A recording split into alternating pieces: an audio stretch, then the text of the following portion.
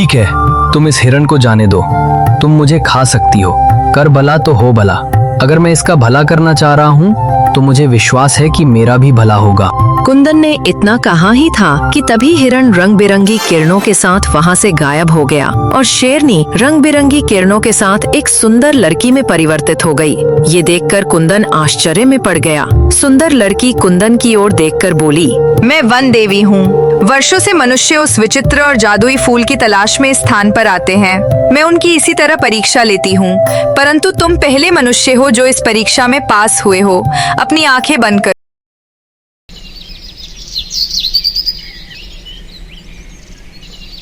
एक गांव में कुंदन नाम का एक किसान रहा करता था। कुंदन बहुत ही सीधा साधा और नेक इंसान था जो हमेशा लोगों की भलाई में विश्वास करता था। एक दिन कुंदन अपने खेत से अपने घर वापस लौटा ही था कि तभी उसकी पत्नी सीता उससे बोली, मैं आपकी ही काफी देर से प्रतीक्षा कर रही थी। क्या हुआ सीता?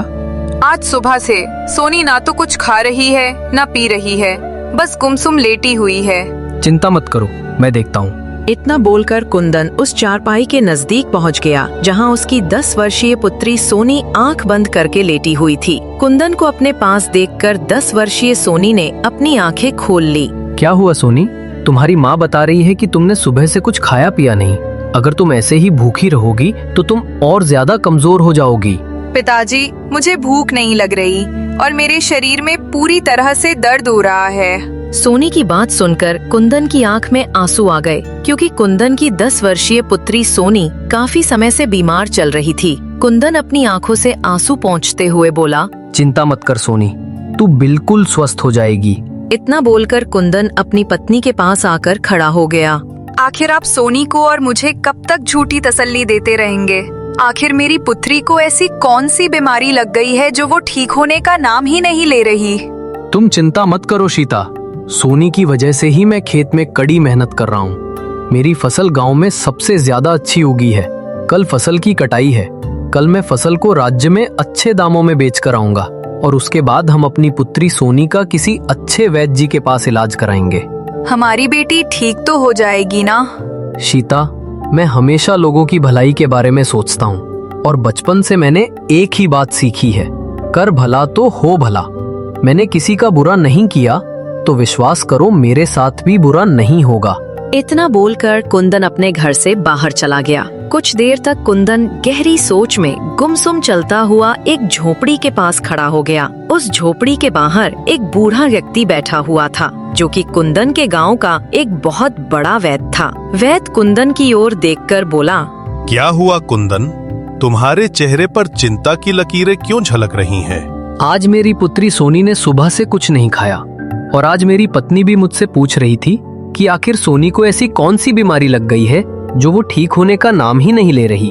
इतना बोलकर कुंदन फूट फूट कर रोते हुए वैद्य से दोबारा बोला, अब मैं अपनी पत्नी से ज्यादा दिन तक झूठ नहीं बोल पाऊंगा। कुंदन की बात सुनकर वैद्य कुछ देर तक गहरी सोच में गुम रहे। कुछ देर बाद वो कुंदन के चेहरे को बहुत ही गौर से देखते हुए बोले, देखो कुंदन, मैंने तुमसे पहले ही कहा था कि तुम्हारी पुत्री को एक विचित्र बीमारी है और उसका इलाज संभव नहीं है। लेकिन मैं तुमसे ये नहीं कहूंगा कि तुम उसका किसी दूसरे वैद्य से इलाज नहीं करवाओ। केशव नगर राज्य में एक बहुत बड़े वैद्य रहते हैं जो कि मेरे गुरुजी भी हैं। तुम्हें जाकर उनसे मिलना चाहिए, परंतु वहां जाने से पहले तुम्हें धन का इंतजाम कर लेना चाहिए। कल मैं अपनी फसल काटकर राज्य में अच्छे दामों पर बेच कर आऊंगा और फिर उसके बाद मैं अपनी पुत्री को उन्हीं वैद्य के पास ले जाऊंगा जो आपके गुरु हैं। मुझे विश्वास है कि मेरी पुत्री सही हो जाएगी। ईश्वर करे ऐसा ही हो। वैद्य की बात सुनकर कुंदन अपने घर पर चला गया।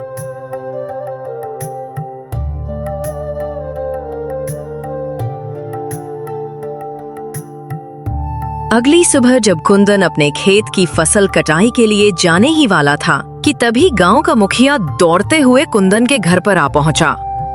कुंदन, गजब हो गया। क्या हुआ मुखिया जी, आप इतने घबराए हुए क्यों हैं? जो खबर मैं लेकर आया हूँ उसे सुनकर तुम भी घबरा जाओगे। जल्दी बताइए मुखिया जी, क्या हुआ है? कुंदन, कल रात तुम्हारी फसल में आग लग गई। तुम्हारी फसल जलकर राख हो गई। मुखिया की बात सुनकर कुंदन दौड़ता हुआ अपने खेत में पहुंच गया। कुंदन ने देखा कि उसकी सारी फसल जलकर राख हो चुकी है। कुंदन अपना सर पकड़कर रोने लगा। तभी वहां मुखिया आ पहुंचा। कुंदन मुखिया की ओर देखकर रोते हुए बोला, अब मैं क्या करूं मुखिया जी? सोचा था कि इस फसल को बेचकर अपनी बिटिया सोनी का केशव नगर राज्य के वैद्य से इलाज करवाऊंगा। अब मैं क्या करूं? समझ में नहीं आ रहा कुंदन कि तुम्हारे खेत में आग कैसे लगी। आप नहीं जानते, मेरी फसल में आग नहीं लगी, बल्कि मेरी जी तोड़ मेहनत में आग लगी है। मेरा परिवार तो भूखा मर जाएगा। अब मैं क्या करूं? मैं जानता हूं तुम्हारी पुत्री विचित्र बीमारी से जूझ रही है, लेकिन तुम चिंता मत करो। अगर तुम चाहो तो मैं तुम्हें जमींदार से कुछ कर्ज दिलवा सकता हूं। ये सुनकर कुंदन अपने आंसू पोंछते हुए बोला, मुखिया जी, मैं आपका ये एहसान जिंदगी भर नहीं भूलूंगा। मेरी पुत्री का इलाज होना बहुत जरूरी है। तो फिर चलो मेरे साथ। मुखिया कुंदन को जमींदार के घर पर ले गया और जमींदार को सारी घटना बताते हुए बोला, जमींदार जी, कुंदन को इस समय धन की बहुत आवश्यकता है। उसकी फसल जलकर राख हो गई है। उसके घर में खाने को खाना नहीं है। ऊपर से उसकी पुत्री एक विचित्र बीमारी से जूझ रही है। इस बेचारे के ऊपर तो एक साथ आफतों के पहाड़ टूट पड़े हैं। ठीक है, मैं इसे धन देने के लिए तैयार हूं, लेकिन कुछ महीनों बाद मेरी पुत्री मोहिनी का विवाह होने वाला है। इसे सारी रकम ब्याज सहित वापस लौटानी होगी। मैं तैयार हूं जमींदार जी।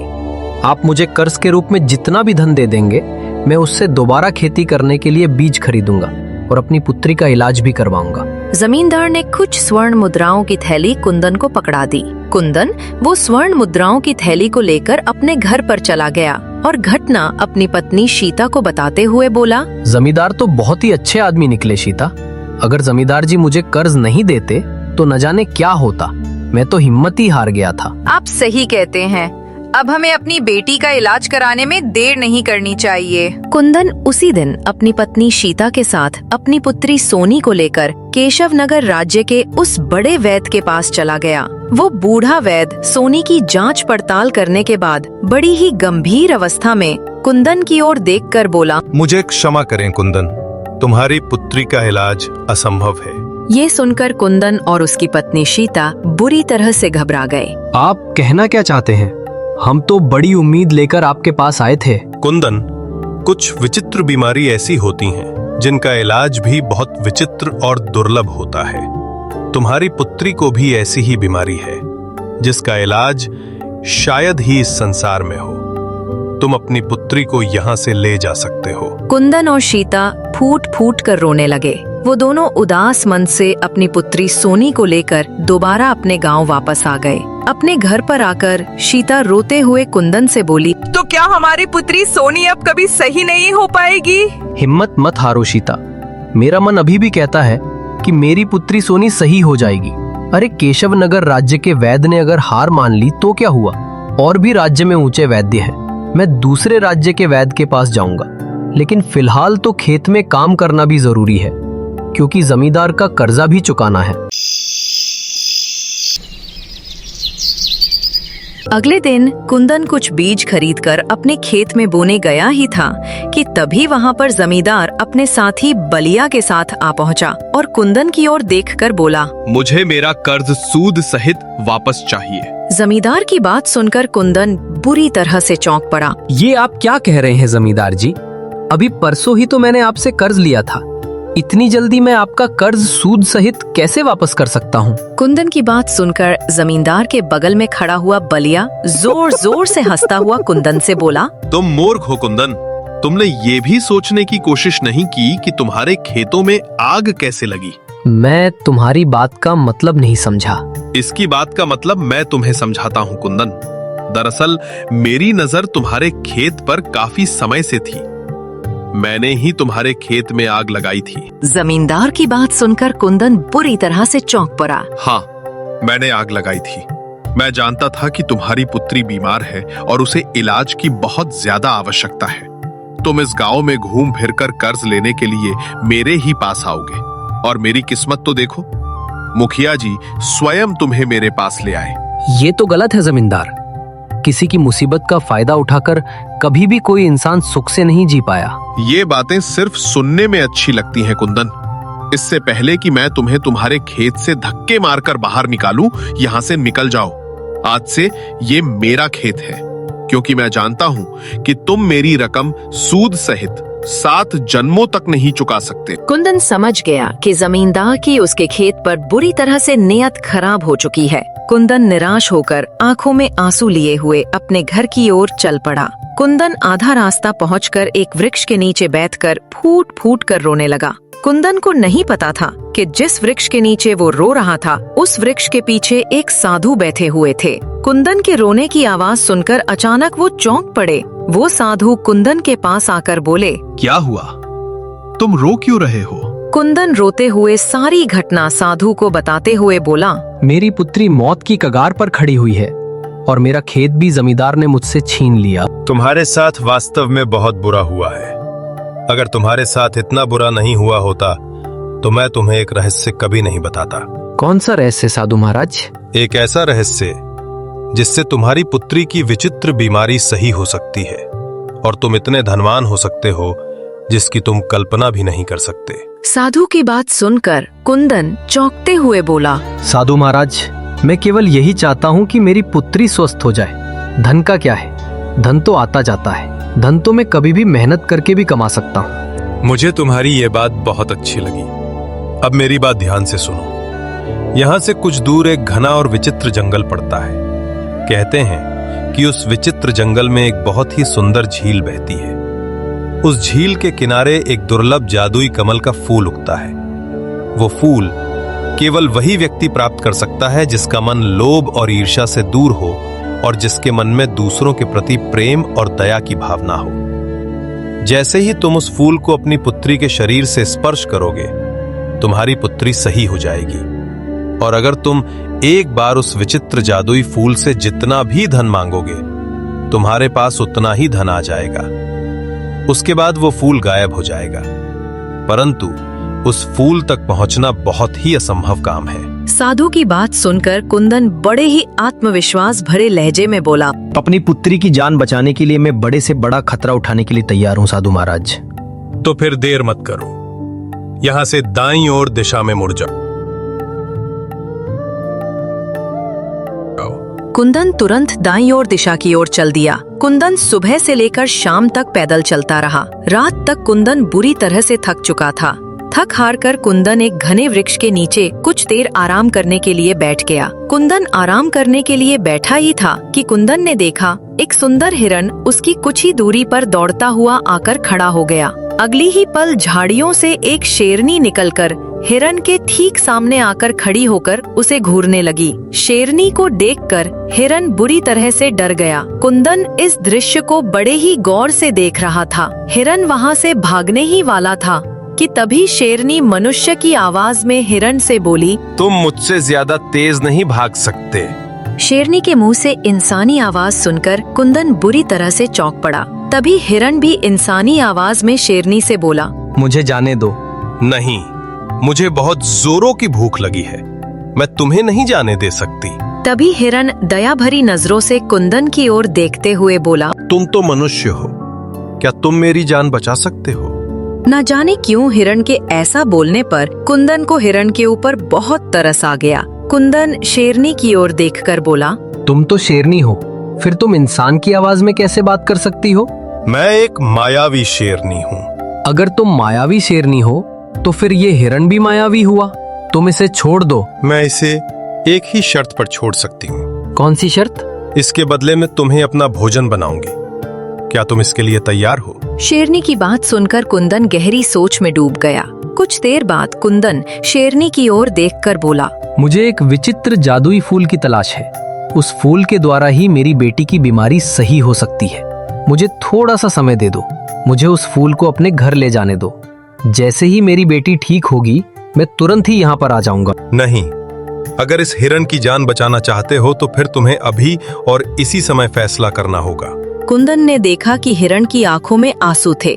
हिरण बड़ी मासूमियत भरे अंदाज में कुंदन से बोला, मेरी माँ मेरा इंतजार कर रही है। अगर मैं समय पर अपनी माँ के पास नहीं पहुँचा तो उन्हें बहुत दुख होगा। और अगर उसे पता चला कि मुझे शेर खा गया तो वो जीते जी मर जाएगी। ये दुख सुनकर कुंदन शेरनी से बोला, ठीक है, तुम इस हिरण को जाने दो, तुम मुझे खा सकती हो, कर भला तो हो भला। अगर मैं इसका भला करना चाह रहा हूँ तो मुझे विश्वास है कि मेरा भी भला होगा। कुंदन ने इतना कहा ही था कि तभी हिरण रंग बिरंगी किरणों के साथ वहाँ से गायब हो गया और शेरनी रंग बिरंगी किरणों के साथ एक सुंदर लड़की में परिवर्तित हो गई। ये देखकर कुंदन आश्चर्य में पड़ गया। सुंदर लड़की कुंदन की ओर देखकर बोली, मैं वन देवी हूँ। वर्षों से मनुष्य उस विचित्र और जादुई फूल की तलाश में इस स्थान पर आते हैं। मैं उनकी इसी तरह परीक्षा लेती हूँ, परंतु तुम पहले मनुष्य हो जो इस परीक्षा में पास हुए हो। अपनी आंखें बंद करो। कुछ क्षण बाद जब तुम अपनी आंखें खोलोगे तो स्वयं को एक झील के पास पाओगे। तुम्हें वो जादुई कमल का फूल उस झील के किनारे खिला हुआ मिल जाएगा। उस फूल को तोड़ने के बाद अपनी आंखें बंद कर लेना। कुछ क्षण बाद जब तुम आंखें खोलोगे तो स्वयं को अपने गांव की सीमा पर पाओगे। कुंदन ने तुरंत अपनी आंखें बंद कर ली। कुछ क्षण के बाद जब कुंदन ने अपनी आंखें खोली तो उसने अपने आप को एक सुंदर झील के नजदीक पाया, जिसके किनारे एक चमकता हुआ कमल का फूल खिला हुआ था। लगता है ये वही कमल का फूल है जिसके बारे में साधु महाराज बता रहे थे। कुंदन ने तुरंत उस कमल के फूल को तोड़ लिया और अपनी आंखें बंद कर ली। क्षण बाद जब कुंदन ने अपनी आंखें खोली तो उसने अपने आप को अपने गांव की सीमा पर पाया। कुंदन दौड़ता हुआ अपने घर की ओर चला गया। कुंदन अपने घर पहुंचा ही था कि तभी उसने देखा कि कुंदन के घर पर जमींदार पहले से मौजूद था। जमींदार रोता हुआ बोला, मुझे क्षमा कर दो कुंदन, मुझे मेरे किए की सजा मिल गई। कल रात मेरी बेटी बुरी तरह से बीमार पड़ गई। मैंने बड़े बड़े वैद्य को उसे दिखाकर देख लिया, परंतु वो ठीक नहीं हुई। वैद्य का कहना है कि वो बच नहीं सकती। अब मुझे एक नहीं बल्कि दो अर्थी का इंतजाम करना है। मेरी पत्नी मेरी बेटी से बहुत प्रेम करती है।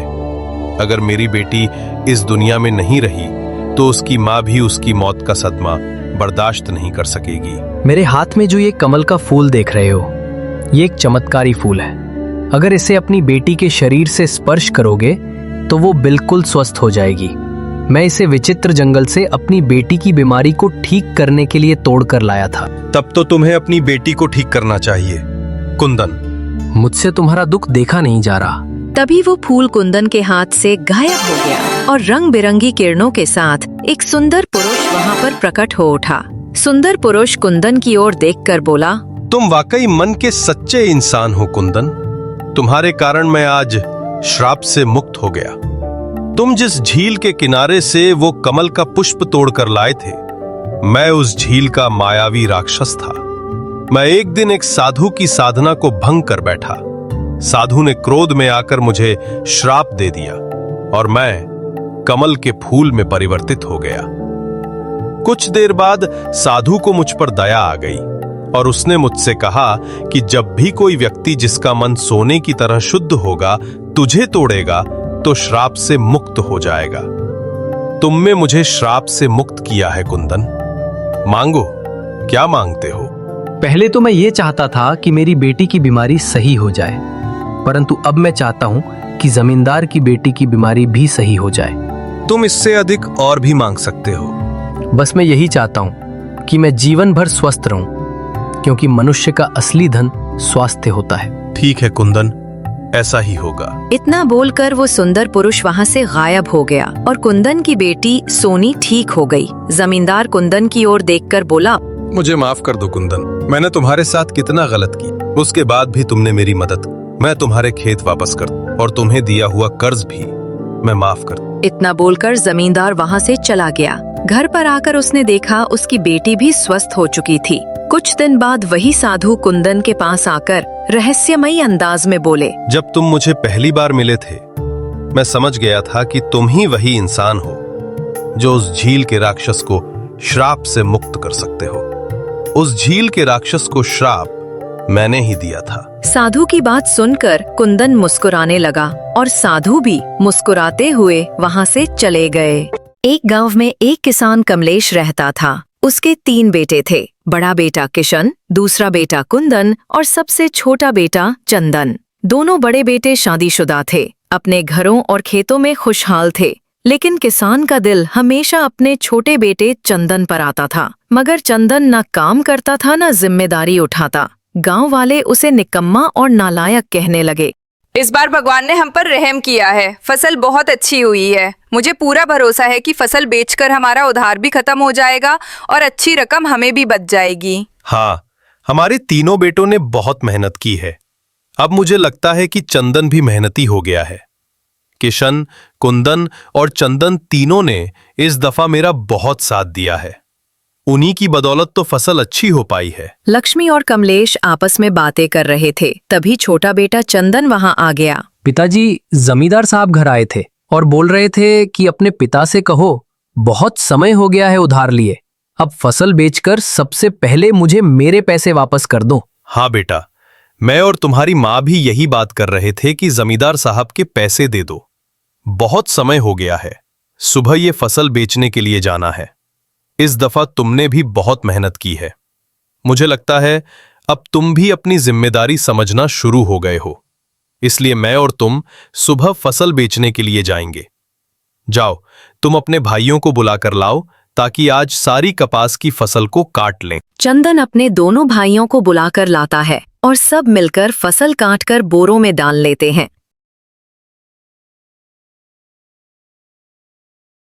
पिताजी, माँ ने बताया कि आप चंदन को अपने साथ फसल बेचने के लिए ले जा रहे हैं।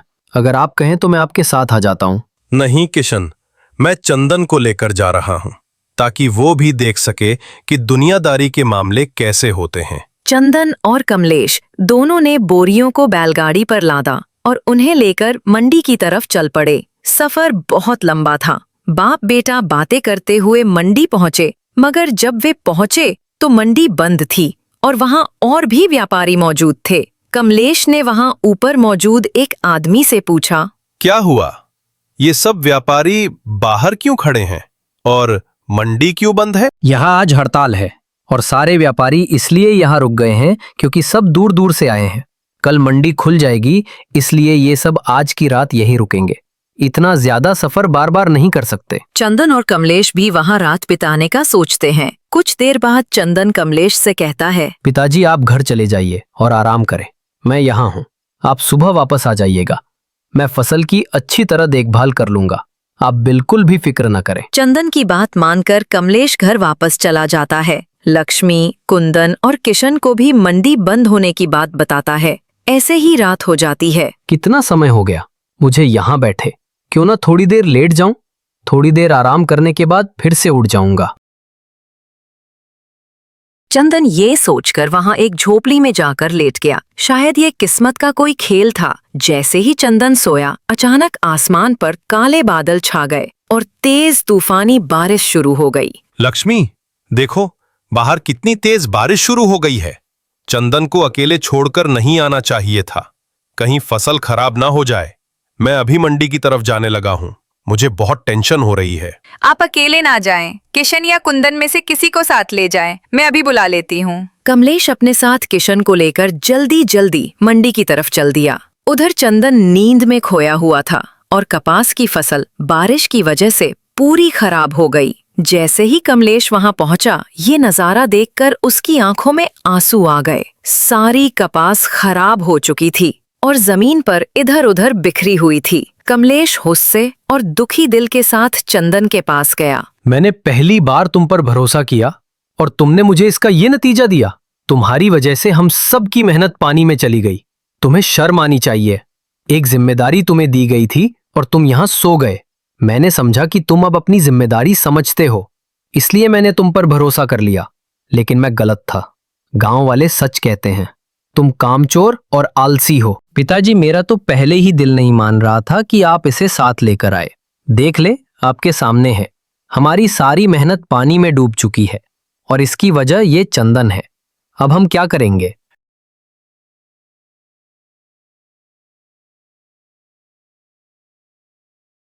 कमलेश की सारी फसल रात को बारिश में बह गई। इसके बेटे चंदन की वजह से जब पता है कि वो कामचोर है तो उसे जिम्मेदारी देना ही गलत था। अपनी गलती की वजह से नुकसान कमलेश को हुआ। जब जमींदार को ये बात पता चली तो वो अपने साथ 2 आदमी लेकर कमलेश के पास आ गया। हाँ कमलेश, वो पैसे याद है जो तुमने मुझसे उधार लिए थे? अब समय आ गया है, मेरा कर्ज वापस करो। जमींदार साहब, फसल तो बारिश ने बर्बाद कर दी। अभी मेरे पास कुछ नहीं है, थोड़ी मोहलत दे दो। नहीं कमलेश, मैंने तुम्हें पहले ही कहा था। अब मुझे बहाने नहीं चाहिए। कल तक पैसे दो, वरना अंजाम अच्छा नहीं होगा। ये बात सुनकर बड़े बेटे किशन और कुंदन अपने अपने घरों में बैठ गए। दोनों ने सोचा कि कहीं कर्ज की तलवार उन पर न चल पड़े। किशन, मेरी बात मानो, हम अलग हो जाते हैं। अब्बा का कर्ज हम पर ना पड़े, और फिर हमारे पास है ही क्या। हमारा तो खुद का गुजारा भी बहुत मुश्किल से होता है। हाँ, बेहतर यही है कि हम दूर रहे, वरना हम बर्बाद हो जाएंगे। यूं दोनों बेटों ने अपने बाप को हालात के रहमो करम पर छोड़ दिया। अब जमींदार भी वहां से जा चुका था। कमलेश के दोनों बड़े बेटे भी उसके पास नहीं थे। कमलेश अंदर से बहुत ज्यादा टूट चुका था। उसके पास तो कुछ नहीं था। वो आखिर जमींदार का कर्ज कैसे चुका सकता था? वो आंखों में आंसू लिए दिल में सोचने लगा। ए भगवान, मेरे ही बेटे मुझे छोड़ गए। अब जीने का क्या फायदा? मैंने कभी सोचा भी नहीं था मुझे ये दिन भी देखना पड़ेगा। ये सोचकर कमलेश खुदकुशी के इरादे से खेत की तरफ चला गया। वहां जाकर उसने एक पेड़ पर रस्सी बांधी और खुद को लटकाने ही वाला था कि अचानक उसके बेटे ने उसे देख लिया। साथ ही गांव का एक आदमी भी वहां पहुंच गया। दोनों ने फौरन दौड़कर कमलेश को खुदकुशी करने से रोक लिया। बेटा, मैं बहुत थक गया हूं। न बेटे साथ हैं, न इज्जत बाकी रही, न कर्ज चुका सकता हूं। अब तो बस मौत ही मेरा सहारा लगती है। नहीं अब्बा, आप मुझे नालायक कहते थे, लेकिन आज से मैं अपनी गलती सुधारूंगा। अगर आप नहीं रहे तो मैं किसके सहारे जीऊंगा? आपकी जिंदगी ही मेरा हौसला है। चंदन, तू मुझे क्यों रोक रहा है? मेरे सिर पर बहुत कर्ज है। मैं दुनिया का सामना नहीं कर सकता, और कल मैं जमींदार को कर्ज कैसे दूं? मेरे पास कुछ भी नहीं है। जी अब्बा, मैं वादा करता हूँ, अब से मैं दिन रात मेहनत करूंगा, कर्ज भी उतारूंगा, इज्जत भी वापस लाऊंगा, लेकिन आपको खोना नहीं चाहता। कमलेश ने चंदन को गले लगा लिया। उसके दिल में सानों बात सुकून आया कि शायद यही बेटा, जिसे वो नालायक समझता था, असल में उसका सबसे वफादार सहारा है। जब गांव के जमींदार को खबर मिली कि कमलेश खुदकुशी करने लगा था, तो वो तुरंत आया। कमलेश, मैंने सुना कि तुम खुदकुशी करने लगे थे। ऐसा कदम मत उठाना। मैं तुम्हें 6 महीने की और मोहलत देता हूं। फिर से फसल बो बेचकर मेरे पैसे वापस कर देना। जमींदार साहब, बहुत शुक्रिया। मैं आपका यह एहसान कभी नहीं भूलूंगा, और आपको 6 महीने में आपके पैसे जरूर दे दूंगा। कमलेश और चंदन बहुत खुश हुए। उन्होंने फिर से खेत में बीज बो दिए। लेकिन कुछ दिनों बाद कमलेश ने देखा कि हर सुबह फसल कम हो जाती है। रातों रात कोई आकर फसल खा जाता था। बेटा चंदन, ये सब क्या हो रहा है? हमारी फसल कोई खा जाता है। तुम ही रात को निगरानी करो। जी पिताजी, फिक्र मत कीजिए। आज रात मैं ही खेत में रुकूंगा और देखूंगा कि ये रहस्य क्या है। चंदन रात को चौकीदारी करने बैठ गया। खाली बैठे बैठे और तो कोई काम नहीं था, इसीलिए वो आसमान पर तारों को गिनने लगा। वक्त गुजरता गया। आखिरकार आधी रात को उसे एक घोड़े के चलने की आवाज सुनाई दी। अब जब वो देखता है तो सामने खूबसूरत सफेद रंग की घोड़ी चौकड़ियां भरती चली आती नजर आती है। चंदन पेड़ की छांव में छिपकर घोड़ी को देखता रहा। अच्छा, तो यही है वो जिसकी वजह से हमारी फसल रोजाना कम होती जा रही है। आज तो मैं इसे पकड़ लूंगा। जब घोड़ी घास खाने में मशगूल हुई तो वो लपक कर उस पर सवार होने लगा। घोड़ी ने चंदन को देखा तो वो भागने लगी, मगर चंदन ने जोर से छलांग लगाई और घोड़ी की पीठ पर सवार हो गया।